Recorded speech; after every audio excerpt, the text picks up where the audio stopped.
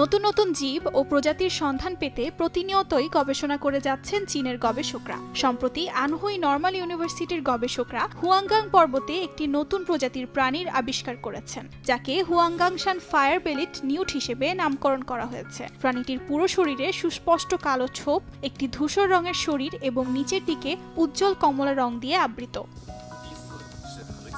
গবেষকরা জানান, হুয়াংগাংশান পর্বতমালার একটি ছোট গর্ত থেকে 9টি নমুনা সংগ্রহ করা হয়। এই নমুনাগুলির পরীক্ষা নিরীক্ষা ও বিশ্লেষণের মাধ্যমে অগ্নিপেটযুক্ত নিউটকে একটি নতুন প্রজাতি হিসেবে চিহ্নিত করা হয়েছে। হুয়াংগাংশান এলাকায় পাওয়া নিউটটিকে একটি নতুন প্রজাতি হিসেবে স্বীকৃতি দেওয়া হয়েছে। উৎসের উপর ভিত্তি করে আমরা এর নাম হুয়াংগাংশান ফায়ার বেলিড নিউট প্রস্তাব করি।